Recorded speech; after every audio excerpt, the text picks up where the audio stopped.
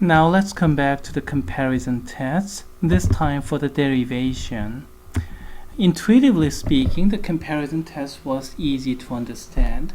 AN is smaller than BN, BN is greater than AN, they are both positive. Even bigger series is bounded, then smaller series is also bounded, so it converges too. Even smaller series is unbounded, then the bigger series is also unbounded, so it diverges as well. That's a comparison test. If you want precise proof of it, it's kind of like this.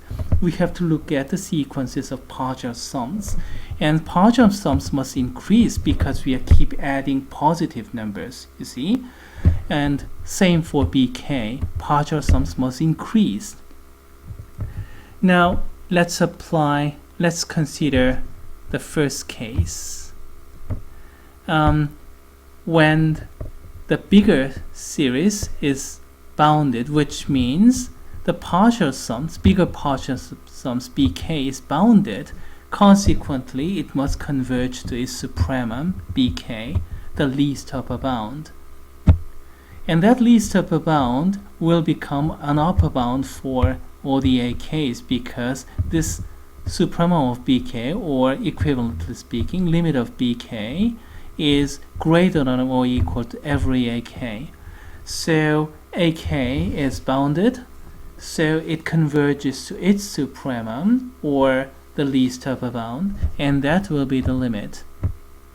And then this is the least upper bound of AK, and then this one is an upper bound because this one is greater than or equal to every AK.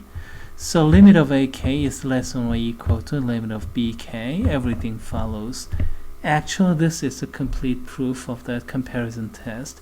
And the other direction is a little bit trivial. The second one is trivial. I'm going to leave that to you.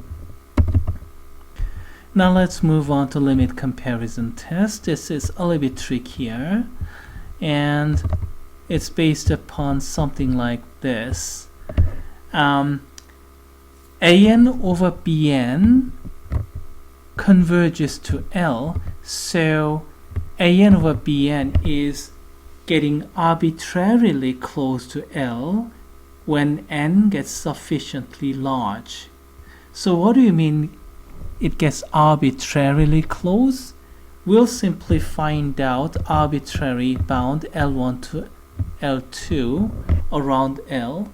Then when N is sufficiently large, really large, then AN over BN will be in that bound. So AN over BN is greater than L1, less than L2, because it is arbitrarily close to L. And from the first inequality, what do we get? Flip BN to the other side, then we get AN is less than or equal to L2 times BN. From the second equality, what do you get?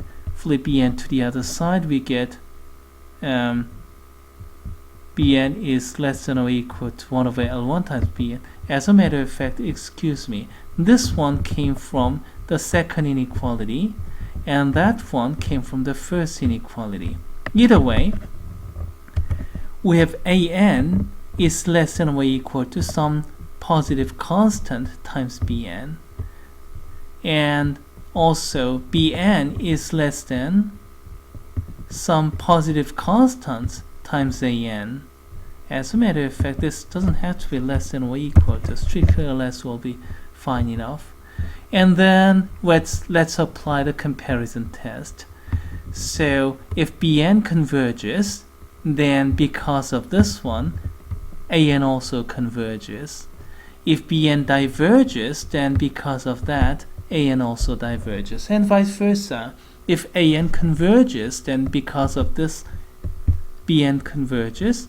If AN diverges, then because of that, BN diverges. The behavior are the same.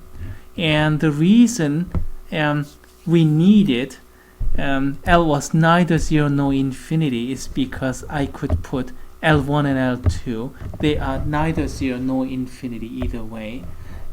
If L2 is infinity, then this one will not make any sense.